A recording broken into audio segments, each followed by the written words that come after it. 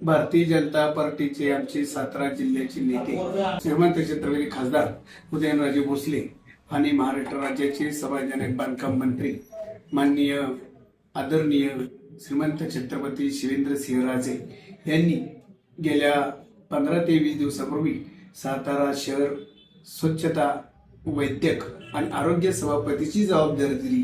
त्या निमित्तानं 20 दिवसानंतर आज पहिल्यांदा आपण आरोग्य समितीची बैठक घेण्यात आली। या बैठकीमध्ये पहिलं प्राधान्याच्या गोष्टीला आपण दिलं, ज्या पद्धतीनं अस्वच्छता शहरात झाल्याने आपणा सर्वांचंच मत होतं आणि आमचंही मत होतं। त्या निमित्तानं आपण संत गाडगे महाराज यांच्या जयंतीनिमित्तानं जी स्वच्छता मोहीम सुरू केलेली आहे, त्या स्वच्छता मोहिमेमध्ये प्रभाग क्रमांक 23, प्रभाग क्रमांक 11, प्रभाग क्रमांक 10 हा पूर्णपणे चांगल्या पद्धतीनं रस्त्याची झाडी झुडपे, रस्ता क्लिनिक, अगदी चेंबर्स, गटर्स, वडे जेसीबीच्या साह्याने वडे पोकलेन या माध्यमातून आणि कमीत कमी 30 ते 35 महिला झाडू कामगार आणि पुरुष कमीत कमी नाही म्हटलं तरी 30 अशी 50 ते 60 लोक आणि यंत्रणा या निमित्ताने आपण स्वच्छता करतोय।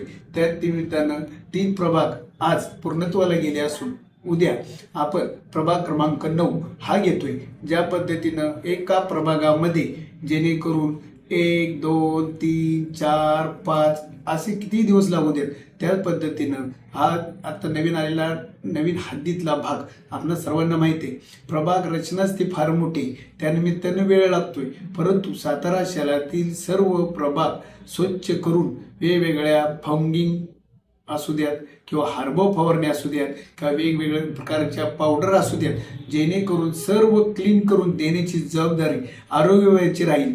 या निमित्तानं मी सर्व सातारा शहरवासियांना हात जोडून विनंती करेन, ज्या पद्धतीनं आपण स्वच्छता करतोय, ज्या पद्धतीनं आपण घरची आपल्या शरीराची ज्या पद्धतीनं वैयक्तिक आपण निगा राखतो, आपल्या कुटुंबाची घरची निगा ज्या पद्धतीने लागतो तशी जबाबदारी माझी किंवा तुमची न म्हणता आपणा सातारा शहरवासियांची जबाबदारी, जेणेकरून सातारा शहर स्वच्छ ठेवण्याची, जेणेकरून स्वच्छ ठेवून देतोय, स्वच्छ करतोय त्या पद्धतीनं स्वच्छता राखाल, त्या पद्धतीनं बॅनर लावले जातील, त्या पद्धतीनं स्वच्छतेचं पालन कराल। आणि नाही पालन केलं तर या माध्यमातून लांबचा जवळचा मित्र असा कोणीही राहणार नाही।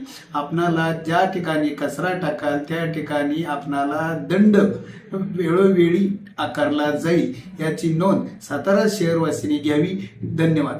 आज जी बैठक झालेली होती त्याच्यात काय महत्त्वपूर्ण काय निर्णय झाले? आपण या बैठकीमध्ये जेणेकरून स्वच्छता मोहिमेला ज्या आपल्या कर्मचाऱ्यांना करत हँड ग्लोव्ज, गनबूट किंवा मास्क, त्याच पद्धतीनं वेळोवेळी कचरा काढणाऱ्या महिला ज्या ज्या ठिकाणी पॉईंटवर कचरा टाकतात त्या निमित्तानं तिथंच पुन्हा लोक कचरा टाकतात, तर त्या कचरा न टाकण्याच्या सूचना करून त्यांना मोठमोठी डस्टबिन देतोय। ती डस्टबिन वेळोवेळी घंटागाडी ट्रॅक्टरमध्ये टाकतील, जेणेकरून त्या पॉईंटवर कचरा पडणार नाही।